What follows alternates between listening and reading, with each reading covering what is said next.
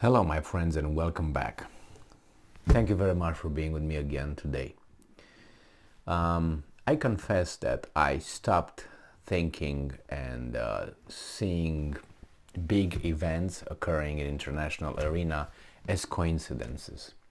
And when I see someone or some entity, some organization, some country being somehow lucky and making a lot of profit or profiting out of a circumstance, I am very skeptical that that was coincidental and just luck, pure luck. That's me. That's it. That's just me. Just a little bit skeptical, a little bit more skeptical than I used to. And I think that comes with memory and patterns. Because if you pay attention, you see certain things, you memorize the situation, you see patterns, and then you say, wait a second, that's a pattern right here because I remember then, and the coincidences are very rare, it seems, especially in the stock market, international arena, and so on. In this case, I tend to think that I'm very skeptical that this was a coincidence, but that's my interpretation of what the article talks about. This article is from Mayadeen. This is an Arab independent media outlet, and I sat on it. It's from Thursday, so it's from 2 days ago. And here is the title: Germany at risk of deindustrialization. So you might think, what the hell happened with Germany? And I say, yeah, let's see what's going on.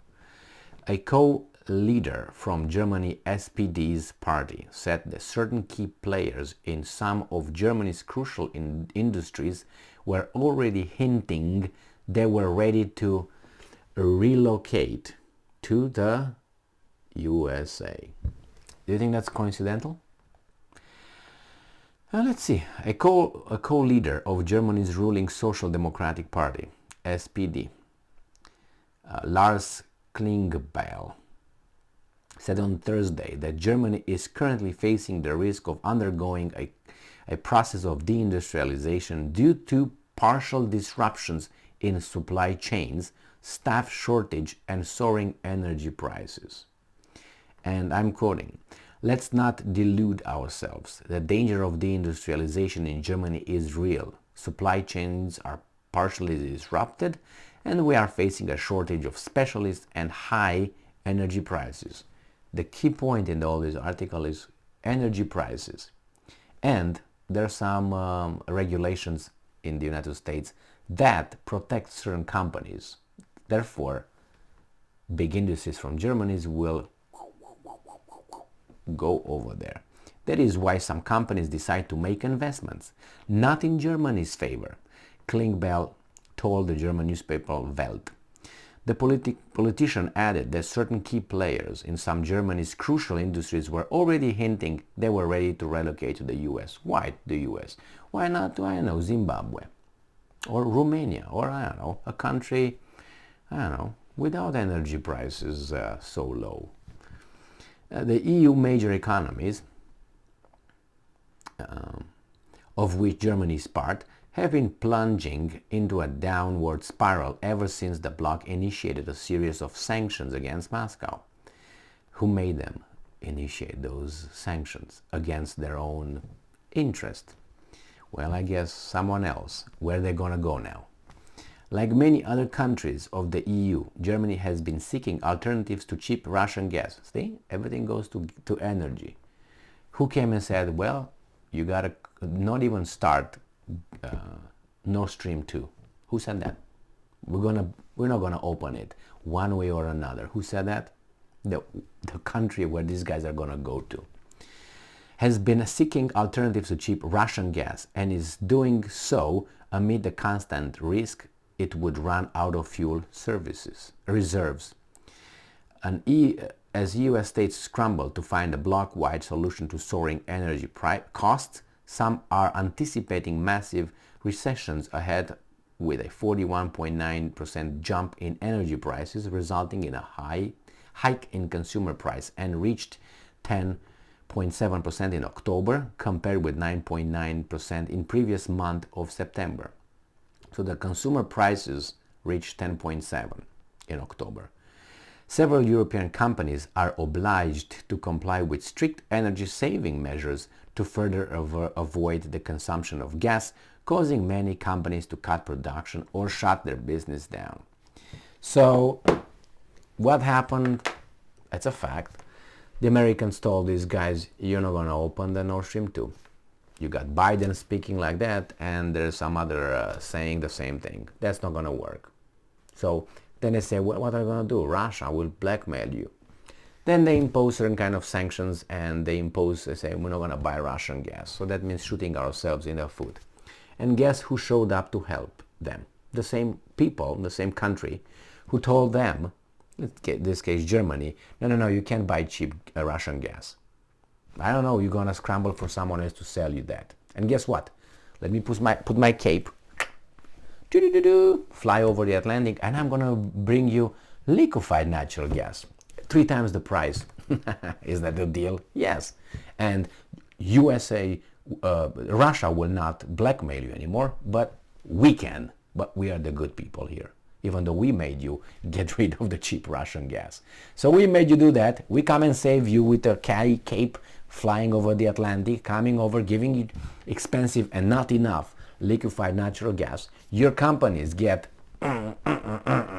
okay? They don't make a profit. And what are they going to do? Remember Macron was crying a few days ago with Scholz together.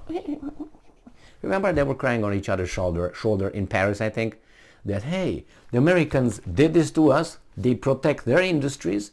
They have cheap gas, and they sell gas, energy I'm talking about, and they sell us a premium. That's unfair. And that's not right. Macron said it publicly in Egypt when I had that stupidity of climate change rocket, I think. Why I say that? You see what's going to be with that, with the climate change thing, with the carbon emission tax. We're going to be... Anyway, what can we do? Just keep working, pay taxes, shut the fuck up, and they're going to get drugs, alcohol, so they can cope with life instead of going and talking. Anyway, so those guys protect their things. They have the energy, they being the Americans. They tell these guys, hey guys, you can't buy Russian gas anymore. And then what the industries is going to do in Germany? Let's move. Where? To the same people who screwed your country, therefore your business environment. So then you're going to go there. Now, when you move your company from point A to point B, that country over there is going to get a lot of taxes from you and revenues. So that's a fantastic job. Not only they will sell these idiots energy at a premium cost, they will take their industries over here. So then whenever they want, they can blackmail them. No? Anyway, they will take over. And then they come to help them somehow. And then the Germans do something else. They have to subsidize the gas, the energy costs. How do they do that? They call their bankers, international bankers. And they give them money, not for free, with interest, that the Germans, their children, grandchildren will pay. And with interest. For what?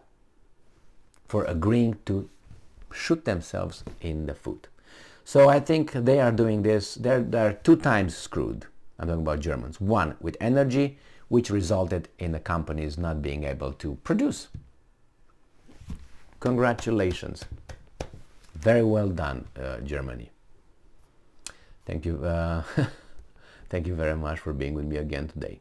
Stay strong, stay smart, look for the truth, and be just.